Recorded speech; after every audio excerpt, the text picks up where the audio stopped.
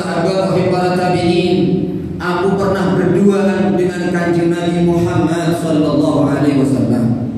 Aku mendengar langsung petuah Nabi.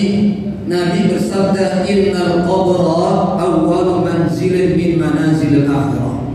Sesungguhnya alam kubur itu adalah gerbang pertama, fase pertama, rumah atau keadaan pertama di antara keadaan-keadaan akhirat.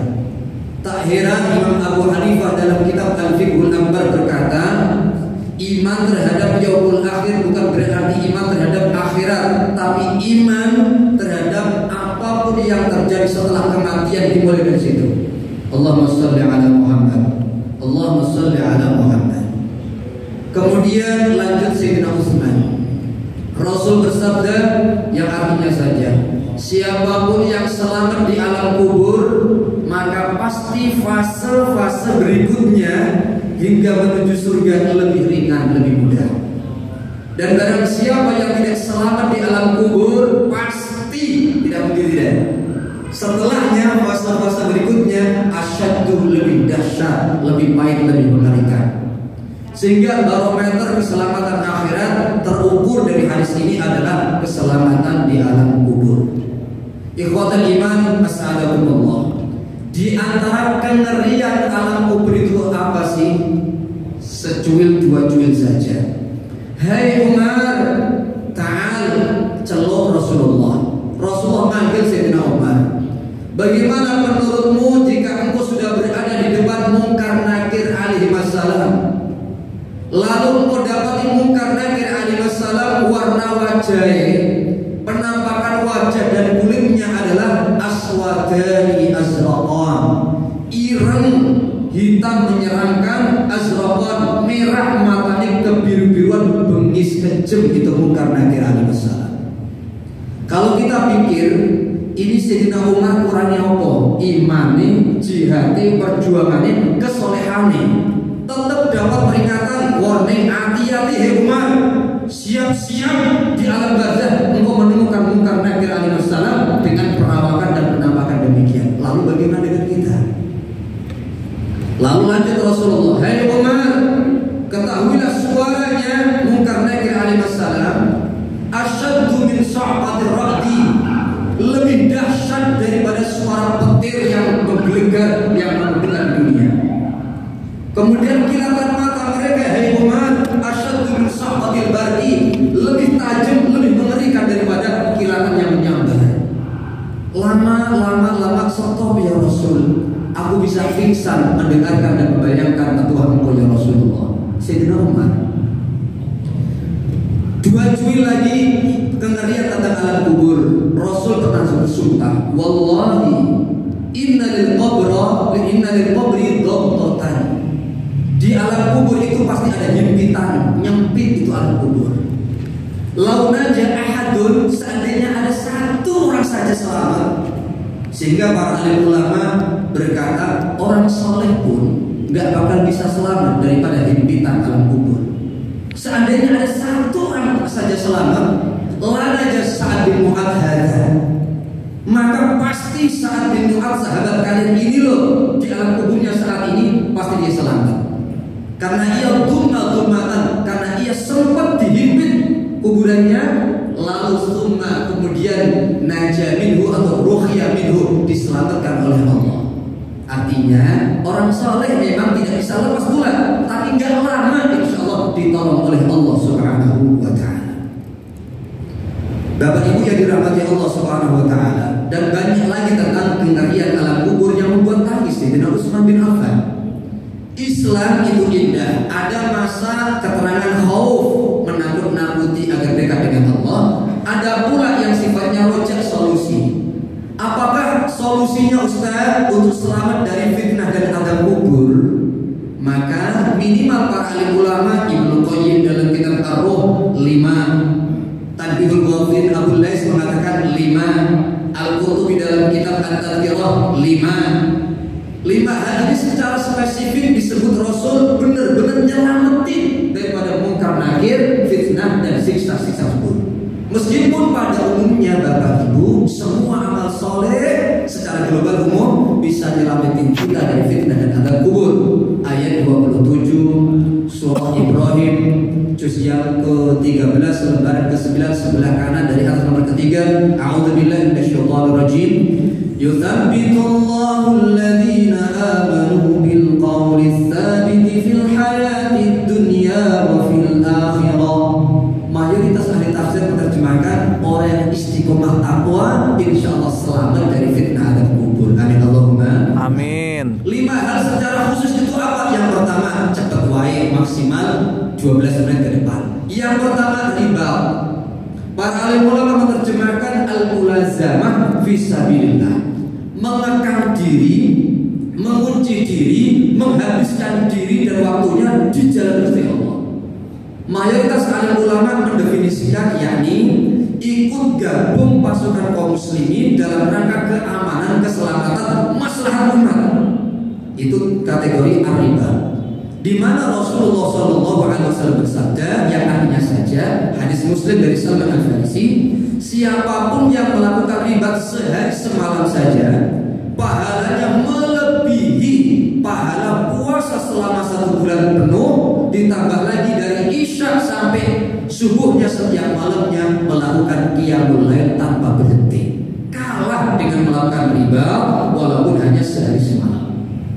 Kemudian lanjut Rasulullah dalam sabda hadis yang Muslim tersebut, barang siapa yang mati dalam keadaan melakukan riba, maka pahala amalnya terus berkembang, bukan hanya mengalir, terus berkembang hingga yaumul qiyamah.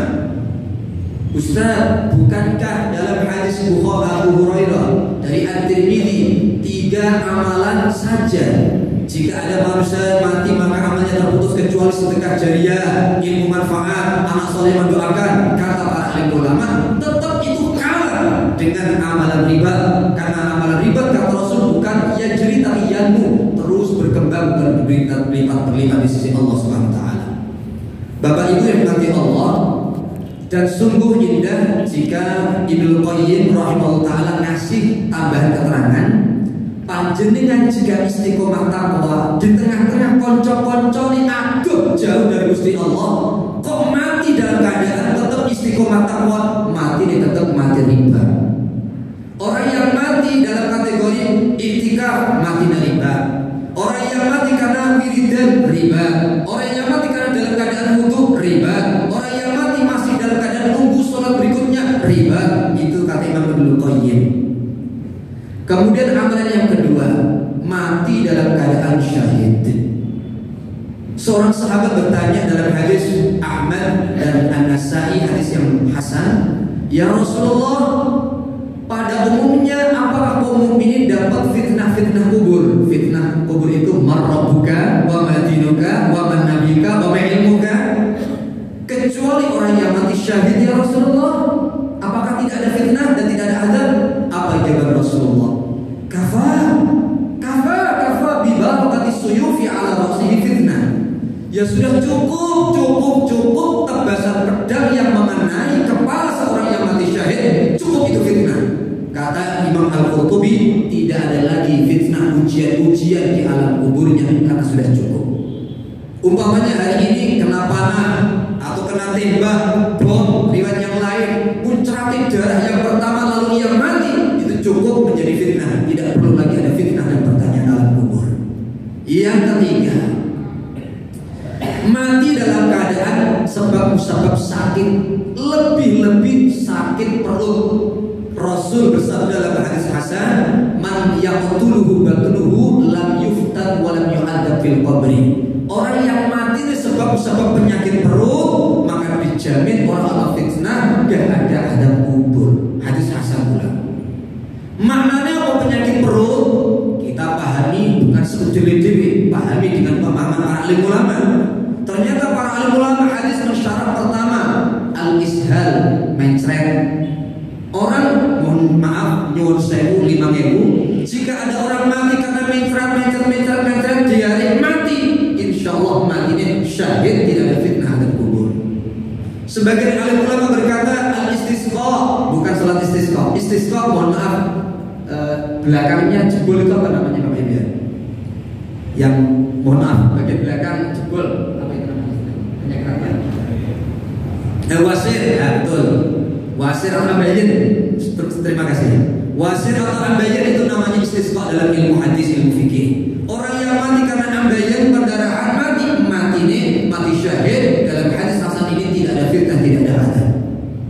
Kemudian lebih-lebih Bapak Ibu, mati syahid Rasul pernah menyampaikan baik dua-duanya tadi minimal ada 6